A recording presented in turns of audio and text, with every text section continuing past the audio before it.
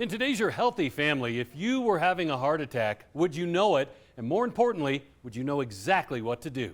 I didn't know what was wrong, but I didn't believe I was having a heart attack. I'm too young. Dominique Cunningham is 37 years old. He's a tech sergeant in the Air Force, stationed at the Air Force Academy in Colorado Springs. He just finished his annual physical fitness test. I felt a little tightness in my chest, but I just attributed it to the altitude.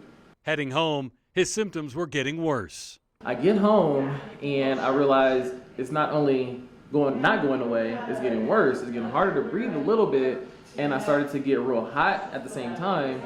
So I get in my bedroom and I start sweating even more. He ended up on his bedroom floor and began texting his wife, Alicia, who was at work. And I reached out to my wife. I'm like, hey, I think I need to go to the hospital. I can't breathe. We text every day, throughout the day, just about our day, so that was normal, but it's pretty consistent. He replies quickly all the time. After a few minutes, I stopped texting her because I'm on the floor because I can't breathe at that point. After he said that I need to go to the hospital and he kind of just didn't reply, I don't think I even waited a minute before I called our son Christian and said, go upstairs, check on your dad, he needs to go to the hospital.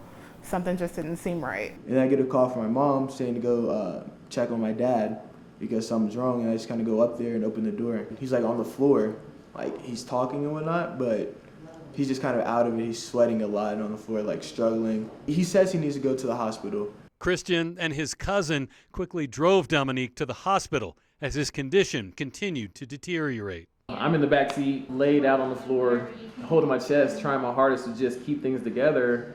And so I get to the hospital and I walk in because I'm still a little bit stubborn.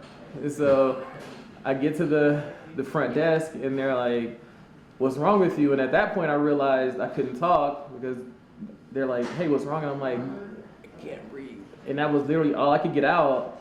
And then I remember getting sat down in a wheelchair, and then I'm not sure, it goes kind of fuzzy after that. That's about the time interventional cardiologist Dr. Christopher Manhart got involved in Dominique's care. He was extremely ill when I initially saw him, very diaphoretic, sweaty.